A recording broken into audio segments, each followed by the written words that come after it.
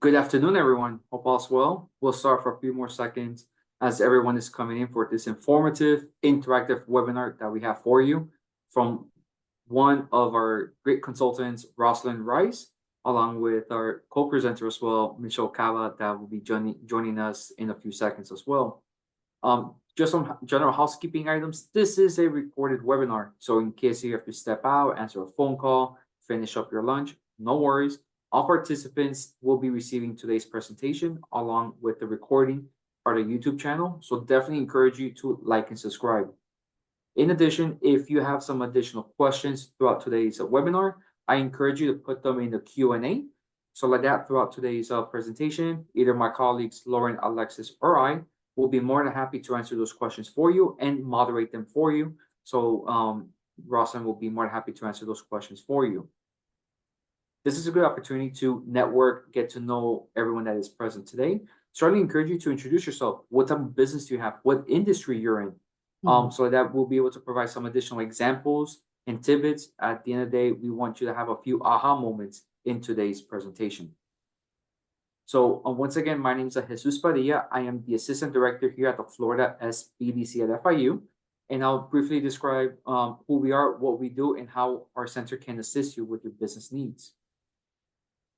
The SBDC network is funded in part through a cooperative agreement with the U.S. Small Business Administration. The Florida SBDC network has 9 regional centers across the entire state of Florida. If your business is located here in Miami-Dade, Monroe County, we are your local SBDC, as we have a team of specialized consultants to assist you at no cost, as we have 26 consultants that will be able to guide you in access to capital, marketing, business planning, government contracting, just to name a few items. If your business is located outside of Miami-Dade, Monroe County, don't worry. I will put my email in the chat, and I'll be more than happy to connect you with your local SBDC here in the state. If you're located outside of the state of Florida, don't worry. I'll be more than happy to provide you the necessary information, contacts of my counterparts across the entire country. But what are some additional services that we provide? It's the startup assistance, the access to capital, international trade, but also the information, data, and market research to make those key strategic decisions for your business growth, along with the trainings and workshop as we have presented for you today. So allow me to introduce you to my colleague, Roslyn Rice, as she'll briefly discuss about her experience in retail, along with how she could provide additional tools for your toolbox to address your business needs as well. And then along with my colleague, Michelle Caba, she could also introduce herself in from her experience as a business owner point of view from her experience as well. So Roslyn, I'll pass the baton to you. Yes, thank you, Jesus. Hello, everyone. First off, well done on being on this call to be able to invest time in learning about what is retail math. So before I introduce myself, I just want to start with a little scenario. So imagine that you're taking vacation, right? It's summertime, families are taking vacation, and you're on a chartered bus, and the driver comes over the intercom and says, "I have good news and bad news." You might think to yourself, "Oh my goodness." He'll say to you, "You know what? We're lost.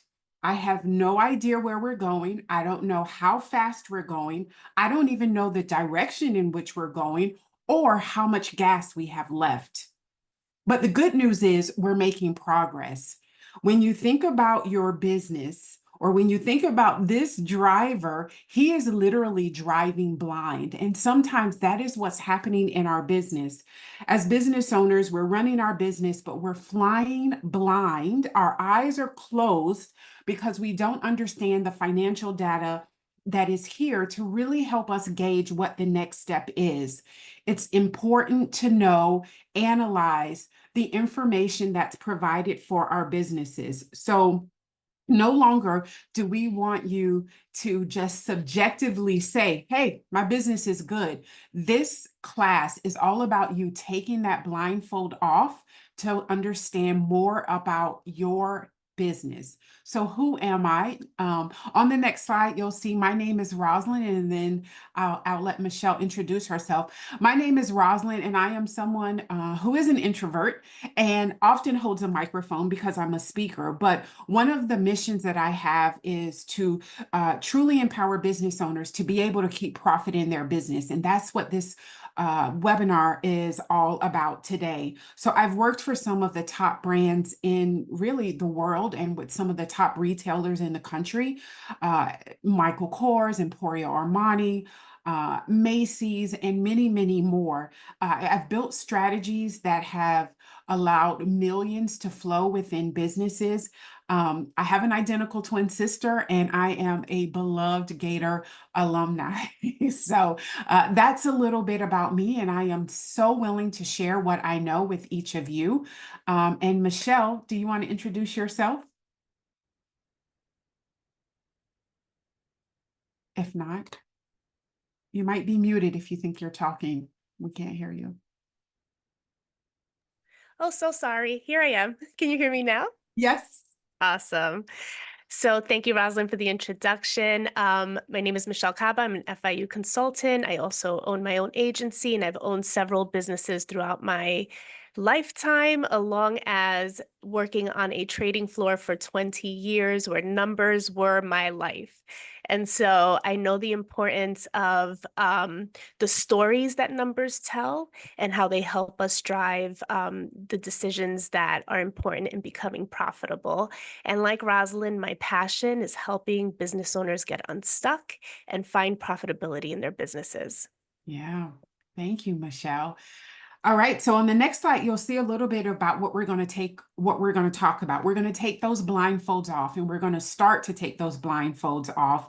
We're going to talk about what is retail math, why do we need it, what it is, and how do I apply it to my business. So I would suggest to have a calculator. This is interactive. This is going to be fun. You're going to be learning along with me. We're going to do some scenarios here. So please, if you have a calculator, maybe you have it on your phone, this is definitely the class where you want to have a calculator.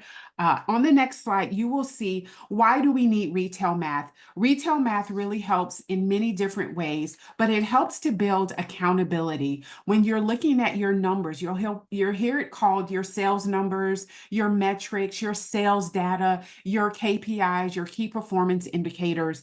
It all provides accountability and really understanding, is your business on the right track? It provides that clear direction. Accountability in the way of saying, a lot of times I'll ask business owners, hey, how was the first half of 2024 in regards to your sales? And they'll be like, things are picking up, or business is great, or I'm selling a lot. And it's very unclear what they're talking about. So financial numbers provides clarity, clear direction, accountability. It also allows you to drive competition because you know exactly what aspect of your business is actually performing well and what isn't performing well. So every single business and industry has its own number. And what do I mean by that? If you're selling products, you're on this call, you're selling products, you're looking at how many items am I selling? If you are selling insurance, you might be tracking what is my premium cost, right? Because that has a direct impact on how much money I bring home. If you're an accountant, you might be looking at, hey, how many tax filings did I do this year? Because that has a direct impact on your revenue. Or if you're an attorney, you might be looking at billable hours. So for each of our different industries, there's a number that helps provide focus. It helps allow us to see if there's results in our business. This session is really geared towards businesses that are selling products, but it can be applied to many different types of businesses. All right, so what is retail math? So we'll move to the next slide. Retail math is a way to analyze the business in order to help manage it and to make stronger financial decisions. It is something that you should really be looking at on a daily basis. Michelle, when you had your nail salon, let's say, and you own that, how often were you looking at your financial numbers? Every day. Yeah. I was Yep, every day I used Square to see what our sales were. And I also made sure that I trained all of my employees to know how to translate the numbers and what it meant for them. Yeah. Same here. When I, as a business owner, when I had a retail store or when I worked in a retail store in my corporate life, it was a conversation we had every hour. There was a goal every hour for each of the team members, and we would talk about, are we hitting it? Why aren't we hitting it? So retail math is a way to kind of measure the overall performance. I want you to think about as you start to look at your numbers and a more frequent time period, like every day, every week, every month, you're going to start to see patterns in your business. I want you to think about numbers are like the evidence that you're on the right track. So think about if you are trying to change your health, you're going to start looking at certain numbers to be evidence that you're on the right track. You might start looking at your blood pressure number, your cholesterol number, your weight number. All of that information allows you to make decisions about your own body. It is the same for financial data. It provides this snapshot in regards to the health of your business. So let's go into the very first scenario. So imagine that we're shoe store owners and we're looking at our gross sales versus our net sales. This is a common retail math term, gross versus net. So gross sales is obviously when you sell an item, you sell it for a price. What you receive in is your gross sales. To be able to get to your net sales, you have to take out if there's any customer returns or if you've had any discounts. So imagine in this store, we're looking at these shoes and we have a client or a customer looking at these shoes. The shoes are $100. That is the retail price, but we're doing a 20% off sale, right? Amazon's getting ready to have the big Amazon Prime Day for July. And so they're going to do 20% off these shoes. So the net sales is that we're going to actually sell these shoes at $80. And you might be thinking, why is it important to know that number? Because as you go and you're looking at your sales figures, it's important that you know what is that net number, because there's a cost for you to sell those items, right? So if I'm putting them on sale, if I'm taking a return, that's all going to take away from that gross sale. So here on the next slide, you'll see it's important that when someone comes into an environment, whether it's online, whether it's a store that we have, whether it's at a pop-up event that we have, we want to make sure that we price effectively. This is an area where you can definitely make sure that you're seeking consulting support in making sure you're pricing your product effectively, but also that you're increasing conversion, because you want them not just looking at the pair of shoes, you want them actually buying the pair of shoes. So that conversion number is so important. So what is another retail math term that we should know? The next one is percent change. And this is where I often will tell my business owners, you don't need to compare yourself to anyone else, but it is important for you to compare your numbers this year versus last year. Normally, percent change is the difference between two sets of numbers. So a lot of times as retail professionals, we are looking at our business TY to LY. If you see that on the report, TY is this year, LY means last year. Maybe you're looking at your business in regards to plan or a budget number, but it is basically you comparing yourself to yourself. And maybe in this scenario, we're looking at it this year versus last year. So I know that this number, this formula here, you might be like, I've gotten away from formulas. I've graduated from school, but it's important for you to know, how do you get to this number? It's this year minus last year divided by last year is going to give you that percent change. So in this scenario, we have 100 units that we've sold, and you decide, am I looking at my items sold for the week, for the month, for the quarter? It can be whatever time period. In this scenario, it's this year. 80 units were sold last year. So is my business increasing or is it decreasing? So when you look at that formula, you will get 0.25, which is 25%. So that means that this business specifically has grown 25%. And Michelle, that's a good number to grow 25%, isn't it? Yes, it is. Yeah. On average, businesses might grow 3% if you're lucky. So to have a business growing 25% is definitely a great growth. But as you're listening to economists, you'll hear them say the economy has grown by X%. What they are doing is they are looking and comparing different numbers, the same time period this year versus last year, and they're making that comparison. So you'll hear them say the economy is growing 25%. So if I'm asking this business owner, is your business growing? They can say with clear direction, yes, my business is growing 25%. The next, okay, yeah. So this will show you sometimes your business is up, sometimes your business is down. And I'll show you an example of when business is down.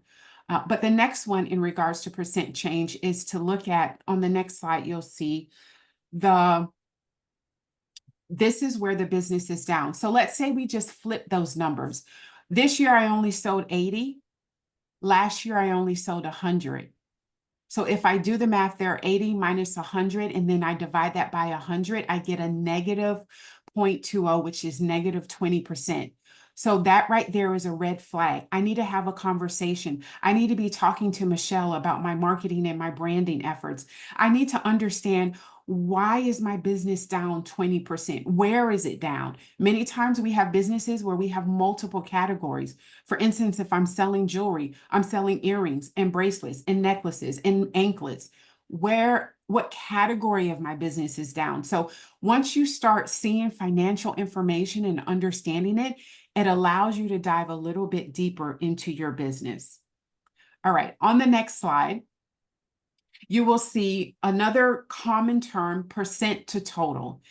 This is very important when you are looking at different categories within one business. So for instance, Michelle, when you had your nail salon, obviously there was a service of the individual services for the nails, but did you also sell products? We did. Yes. Okay. We sold products and we sold other services too that maybe weren't like in-house, throughout the day, but they knew, for example, makeup services, right? Yeah. So it was as you order, like as you needed. Okay. So with that, when you have different categories of a business, you have your nail services, you have your makeup services, you have your retail products, your nail polishes and different items that you're selling, you need to understand what part of my business is a certain percent. So what do I mean by that? Let's say this is a jewelry business and they have $2,000 in bracelet sales for the year. In earring sales, they have $600, but their total business is $4,000. So if I take the specific category that I want to look at, which is bracelets, divided by the total sales, I come up with 50%. So I know that half of my business is coming from bracelets. Now, why is that important? How would I apply that? That's just a number. All right, 50% of my business is coming from bracelets. Big deal. You know why this is important? The reason why it's important, because if I have, let's say, 70% of my inventory in earrings, do you think that I have a problem with my business? If 50% of my sales are coming from bracelets, but I have 70% of my inventory in earrings, my goodness, I am not going to be able to do the sales that I need because I don't have enough bracelets. So it's important to understand what category of my business is actually working. What percent is it? So think of your business as, on the next slide, a pizza. I just got back from Italy, so my head is all things pizza. But when you think about your business, every business is truly like a pizza, and every category within your business holds a different percent or is a different slice of the pie. Okay, so the next thing is, let's talk about pricing. And again, this is, I could do a whole webinar just on pricing. This is where make sure that you're definitely reaching out, and we'll have information at the end on how you get to have consulting. But have you ever asked yourself, just put this in the chat, have you ever asked yourself, am I charging the right price? Just put in the chat, yes or no. Am I charging the right price? Price, yeah, Sonia, yeah, we've asked that question. Am I charging the right price? Am I making sure that the price that I'm charging is going to allow me to have some profit in my business? Price is truly a psychological decision. Price, when you create this product or you create this service, it's an expression of value. It really is a personal decision on what price you're going to charge, because price is an expression of your value. But it is important that as prices are increasing for the raw materials, inflation, rising costs, we have to have this conversation about pricing. So on the next slide, you'll see where I say it's an expression of value, right? If we both have white t-shirts, so I'm selling white t-shirts, Michelle is selling white t-shirts. If I put that Nike swoosh on it, my t-shirt that I might have been able to sell for $20, if Michelle puts that Nike swoosh on it, she can probably sell it for $65, right? Because price is truly an expression of value, not just you as a business owner, but also the perceived value for your customers. Then let's start talking about, how do we set price? Price is important. That where an area where we do want to compare is pricing. Look at what your competition is pricing. And let me tell you, Amazon and Walmart are not your competition, because people are like, oh, well, someone can go on Amazon. Amazon does huge volume, so does Walmart. That's not your competition. Really find someone who's kind of alongside you, is truly your competition, and see what they are charging. What is important when it comes to price is to make sure that you have included all of the cost associated with making that product. So let's think about, there's variable cost, and then there's also fixed cost. So what is a variable? Variable means that those costs are going to change depending on how many units you make, right? So things like the raw ingredients, if I'm a baker, right? The eggs, the butter, the milk, whatever it takes to make that cupcake or whatever, depending on how many I'm making, whatever my production volume is going to vary the cost. The piece rate labor, what do I mean by that? What does the labor to actually make that product? So many of you are in the business and you're doing the product design and manufacturing of your product. But you need to think about, how long does it take me to make that one cupcake, right? Because it's important that you as a business owner are paying yourself labor for making the items that you're going to sell. Your credit card fees, right? Your packaging supplies, your distributor costs. If you're using a distributor, that variable cost will factor into your price, as well as commissions. Now, there's other fixed costs these costs are independent. It doesn't matter how many of a certain item we make, we're going to always have these costs: utility bills, our rent, or if I'm leasing a commercial kitchen, the insurance costs, the salaries that are associated with my business, and then loan repayments, right? Those are fixed costs. So it's important for you to look at all of those different costs per unit to understand, what is my total cost? Because I can't have a cost of, I can't sell an item for $50 and it's costing me $100 to make that item. That's a fast track to going broke. Right? Mhm. So I need to make sure that I am factoring in all of my costs. And if I feel like, oh my gosh, I can never charge that price is too high, then you need to work with a consultant to really talk about, how do you source different suppliers so that you can bring that cost down. And Roslyn, if I may add as Yes. well, on one of the biggest areas that we always encourage our clients is to diversify all your suppliers. Yes. Not putting one eggs in one basket, Because what happens if the cost of that supplier increases? Mhm. So, or has a shortage of XYZ, it got cyber attacked, whatever. Mhm. So by diversifying your products, you're able to have a good relationship across the entire markets. And then in addition, having a good value proposition, that also creates a customer experience of the price. Mhm. So those are my 2 cents on that side. Yeah, no, it's so when I was in corporate, there was an entire supply team that was constantly, I did a lot with leather goods, constantly looking for all the different raw materials and where can we source them, what country can we source them from. So that is, thank you, Jesus. So now let's talk about gross margin, which is truly how much money you are going to be able to keep within your business after you have paid the cost of goods sold. So when we look at our gross margin, it's our sales minus our cost of goods sold. It doesn't matter what item you are putting out there, there is a, or service, there is a cost to it, right? So if we use the nail salon as an example, it would be the cost of the materials, whatever I'm using, all of the different, I don't know, all of the different things like the nail polish and the gels and the this and the that, but then also the payroll for the person who is actually doing the service, right? That's a cost of goods sold. So when you subtract those two numbers, you get your gross margin. So let's say we have sales that's $1,000. Obviously, this is a high ticket item, right?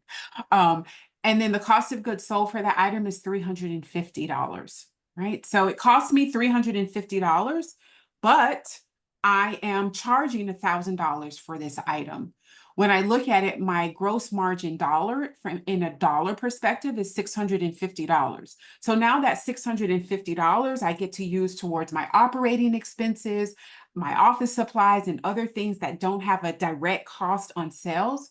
I also get to use it for my taxes because Uncle Sam's going to come looking for his portion as well. So that $650 isn't my net isn't my net profit, right? It's not what I get to kind of keep and reinvest in my business, but it is showing when I take my direct sales away what my gross margin is. Okay. And then you can look at that from a percent. So 1,000 minus the $350 divided by 1,000 is 65%. So that basically says 65 cents on every dollar I am able to keep and use for other expenses in the business. That's what gross margin is. So if we look at I think what's important about this here, I had a business owner who was actually, as we start looking at her numbers, she made a strategic decision where she was selling cakes. And she found, I think it might be on the next slide. Yeah, she was able to decide that she was selling her full cake at $45. Now I challenged her on that price, but she was selling it for $45. Beautiful cake, right? What she discovered is if she was to slice that cake and sell individual slices, she could get 6 slices out of every cake. And obviously, those are large, substantial slices. She would charge $10 and she would make $60 selling by slice versus making $45 selling the full cake. So as you start to look at your numbers, you start to be able to make strategic decisions about your business. So now she has an entire new, really almost way to gain revenue in her business by not just selling the full cake, but selling the individual slices. All right, next slide. So this is I feel like every single meeting that I am a part of, I show this slide. It's so important. We all start with a big bag of money. That's our gross revenue, right? We remember, so this is kind of pulling it all together. We start with that big bag of money. That's our gross revenue. And then there are different expenses in our business that come and take away and make our bag a little smaller, right? We don't like small bags, do we, Michelle? No, we want big bags. We want big bags of money. So look at your gross revenue. What comes first? The direct cost. We talked about that, your cost of goods sold. When you take that out, that's how you get your gross profit. You see the arrow shows that is actually getting smaller. Now, remember in that example where I showed you the gross profit, which was $650, there's still other things you need to pay for, the operating expenses within your business. So those could be your subscriptions that you have. That could be any traveling expenses because you're doing some professional development or you're going to a trade show. That can be office supplies. There's many other operating expenses that you have in the business. That takes away some more cash out of my bag, right? And then from there, I still have to pay my taxes. I can't forget about how much I owe in regards to my taxes. That's where we kind of get to this last bag, which is our net profit. That is truly what you have that you can pay out bonuses to yourself or to your team, or that you're able to reinvest in your business. You'll hear people say that's the bottom line number. That is truly understanding the health of your business because you've paid your debts, you've paid your operating expenses, you've paid your payroll and your teams, you've paid for the raw materials, the shipping, the landing cost. All of that has been taken out and you kind of get to that bottom line. So here's the transformation Michelle and I, Jesus, that all of us on this call want to happen in your business. We don't want you kind of stabbing in the dark like our gentleman here in the left. We want you confident in the decisions that you're making. We don't want you blindfolded, going through your business, not understanding your numbers, not understanding how you need to switch strategies. Maybe you need to do a promotion because you realize a category of your business is not selling well and you're just sitting on that inventory and it's going nowhere and it's just on your balance sheet as a liability. How do you get that moving? That's where you can have conversations with our consultants here at the SBDC. We want you confident. We want you making fact-based decisions about your business and truly understanding how you can do one small tweak in your business to be able to unlock a higher spending power for your business. Michelle, do you have anything else to add? Numbers are your friends. Like many a times we don't look at our numbers because we fear what numbers mean, and we take an emotional approach to numbers. But if you become friends with your numbers and really understand that it's there for you to make educated decisions, they're going to help you be profitable and also help you uncover how you can do better, right? No judgment. This game of entrepreneurship is a game against ourselves, but embrace how numbers really transform your business. Mm-hmm. Definitely. So Michelle and I will often hear a business owner say, hey, I want to have $1 million business. All right. I understand having, goals out there and understanding how you want to get there is great. That's your top line revenue, right? I want to get to $1 million. But if I'm spending $1.2 million, is my business profitable? Or if, let's say I have $100,000 business and I only have $350 in expenses, which one is the more profitable? I'm sorry, $100,000 business and there's only like $35,000 in expenses. That means that I'm keeping 65 for myself. That business that's $100,000 is more profitable than the one that's $1 million. So sometimes we can get so caught up into our top line revenue number, but we want to look at what's your net profit. What are you actually able to keep within your business? So if you have questions, please put them in the chat or use the Q&A feature. We would love to hear your questions and be able to offer our advice to each of you. I don't know if any questions are out there, but this is how you can stay connected with us. Yes, and one of the biggest takeaways is definitely like and subscribe our YouTube channel, because we have a plethora of recorded webinars that can enhance the conversation with our business consultants. But then at the same time, as Roslyn was saying about, and also with Michelle, of understanding your numbers, having a good positive cash flow definitely helps you to become bankable as well.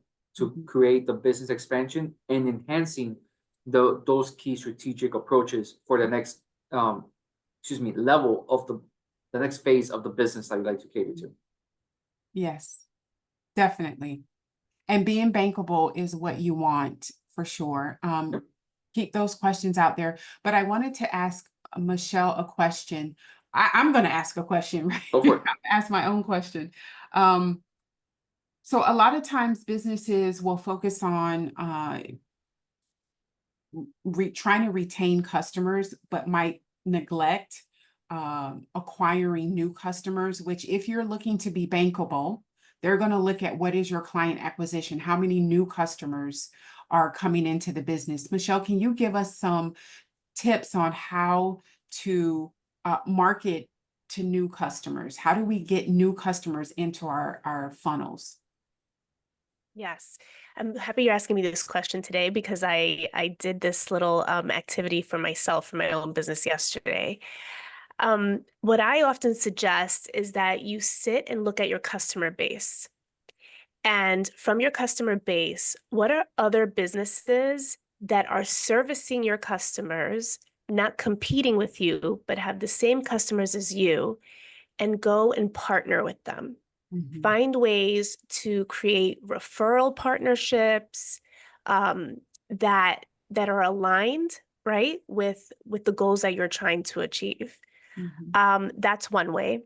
Two is look at the networks that you're in. Start even with your family. Our own family and friends are associated with certain networks. And try to see if you can form some deep relationships with some folks that are also in front of your ideal client. Again, not competing with you, but that are also, offering a product or service to that clientele. Go back to if you're in the services industry or even retail. We have, if e-commerce, you may have some clients that may have fallen off and have not purchased products again. Re-engage with them. Re-engage with them with email marketing. Re-engage with them with highly targeted ads. Try to create a special offer that will entice them to make a purchase, or even look at what other products you're offering and see if there can be an upsell opportunity. What do you think, Roslyn? You like those Yeah. ideas? Yes, absolutely. Because I had a business owner a client that was a massage therapist, and one of the referral partners for her was a chiropractor. So it was basically the same target audience, people who were in pain. And he would refer, because he was not doing in-house massages, he would refer that to her, and that became a steady stream of income. So those complementary businesses that are able to refer, I mean, those are priceless. Absolutely. That's how you can gain new clients for sure. Yeah, and Yeah. the perfect I example, think like often also, go ahead, Michelle. go ahead, Isis. That often as business owners, we feel that we need to be alone in the space and figure it out on our own, but it's truly through collaborations that we can really expand our brand and Mhm. increase our profitability. Just how it is, like, wedding planner. It has our connections of the DJs, the caterers, the florists, everything. Yeah. So by Mhm. having a great experience, you're able to amplify your market across the board, even photographers. Right. So definitely having a good business relationship, know how to sell, and also at the same time what value and the experience that you're providing to the table goes a long way.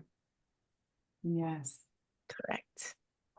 And then also if you have any questions, please put them in the chat or in the Q&A. I'll be more than happy to assist you and answer those questions for you. But at the same time, we want to get to know more about how was the experience from our webinar. Please definitely encourage you to scan the QR code or and fill out the short feedback survey so that we're able to modify, to always improve, and highlight additional topics that you also would like for us to discuss. Yeah. So then I have one question right here. I would like some advice with the online sales and marketing. That would be really helpful for a company cash flow. Yes, Yeah. absolutely. Feel free to register in the link below or scan the QR code for a request for consultation, and I would be more than happy to assist you with our financial management consultants and our marketing consultants as well, to have the same language, the same lingo, and to create the strategic approach for you to achieve your goals that you have for 2024 and onward. But like I said, this is a recorded webinar, so in case if you have additional questions, I'm gonna put my email in the chat, as I'm more than happy to answer those questions for you. But like I said, we started as strangers, we living as family. So anything that we can do to assist you, we're an email, an event, a phone call away to help you with the business needs. But I want to thank you, Roslyn, you, Michelle. But then at the same time, I want to thank Alexis and Lauren in the behind the scenes. But most importantly, I want to thank you, all the participants, in taking part of your day to attend today's webinar. So I want to thank you all and have a good afternoon. Take care, everyone. Bye-bye. Bye.